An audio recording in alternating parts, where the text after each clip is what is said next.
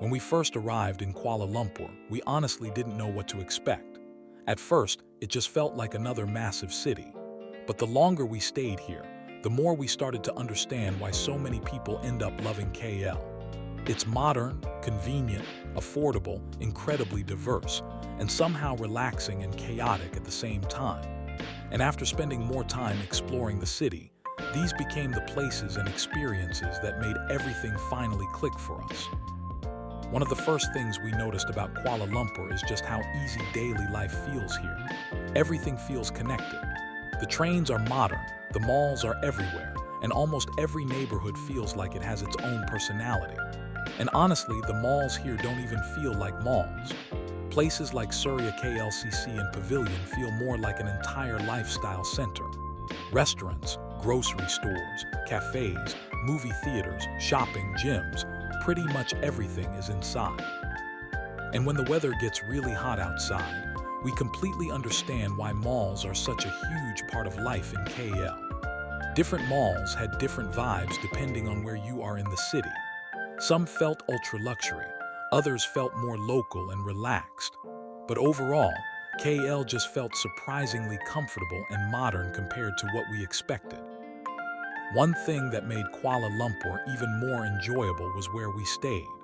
Compared to some of the other places we've stayed in Asia, KL felt incredibly comfortable for the price. Having a nice place to come back to after long days exploring the city, or just being able to stay in and take it slow to work on our own projects really changed the experience for us. The views, the pool, the games and activity areas, it all added to that feeling that Kuala Lumpur is a city that's very easy to settle into. And the more time we spent here, the more we started understanding why so many digital nomads and expats stay longer than they planned. One thing we really liked about Kuala Lumpur is that underneath all of the modern skyscrapers and luxury malls, there's also a lot of history and culture woven into the city. When we visited Merdeka Square, it felt completely different from the newer parts of KL. The architecture, the open space, and historical buildings gave us a better sense of Malaysia's identity and history. And honestly, it was nice slowing things down a little bit after spending so much time around busy shopping centers and crowded streets. The National Museum also helped connect a lot of dots for us. Malaysia has such a unique mix of cultures, languages, and influences, and learning more about the country gave us a deeper appreciation for Kuala Lumpur itself. Then, there's Central Market, which had a much more artistic and local feel compared to the giant malls around the city. Colorful shops, handmade items, local artwork. It felt slower, more personal, and completely different from the luxury side of KL. And honestly, that contrast is part of what makes Kuala Lumpur so interesting. One of our favorite areas in Kuala Lumpur was definitely Chinatown. It had a completely different energy from the rest of the city, more creative, more chaotic, and honestly just more fun to wander around. And one of the coolest places we visited was BookXcess inside of REXKL. This place honestly felt like something out of a movie. Books stacked floor to ceiling inside an old cinema building with cafes, art spaces, and little hidden corners everywhere. Even if you're not a huge reader, it's worth visiting just for the vibe alone. Lorong Panggung, or Kwai Chai Hung in Chinese, had another totally different vibe. Small streets, murals, hidden cafes, and little details everywhere you looked.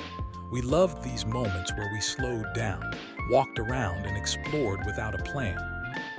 Of course, one of the best parts of Kuala Lumpur is the food, and one place we kept going back to was Damascus in Bukit Bintang. The portions were huge, the food was incredible, and the restaurant was traditionally decorated with so much color and richness. It ended up being one of our favorite places in the city. What we really loved about KL is how many different types of food you can experience here. Malay, Chinese, Indian, Middle Eastern, Western. It honestly feels like every neighborhood has something completely different to offer. One experience that completely surprised us was visiting the Aurum Theatre. This honestly didn't feel like a normal movie theater at all. It felt more like a luxury lounge experience. Big reclining seats and sofas with pillows and blankets, upscale atmosphere, food service. It's one of those little experiences that made Kuala Lumpur feel much more luxurious than we expected. Another place that really stood out to us was Plaza Low Yat. I had to get a replacement SD card for my camera, so Google told us this was the place to go. And this place amazed us. It's a massive multi-story tech mall. If you're into electronics, cameras, computers, or tech at all, this is your go-to place. And honestly, it's another example of how many different sides Kuala Lumpur has. Luxury malls, cultural areas, street markets, tech centers. Kuala Lumpur feels like multiple cities blended together, and somehow it all works. The more time we spent here, the more comfortable the city started to feel. Easy to get around, easy to explore, easy to enjoy. Kuala Lumpur ended up being far more than just another stop for us. It's one of those cities that slowly grows on you the more time you spend here. And honestly, we didn't fully understand the appeal at first. But somewhere between the food, the neighborhoods, the malls, the culture, and the everyday rhythm of the city, it finally clicked for us. We finally understood why so many people love KL. If you enjoyed this video, be sure to subscribe and follow us on our journey as a retired nomad couple slow traveling the world. Thank you for watching, and we'll see you soon.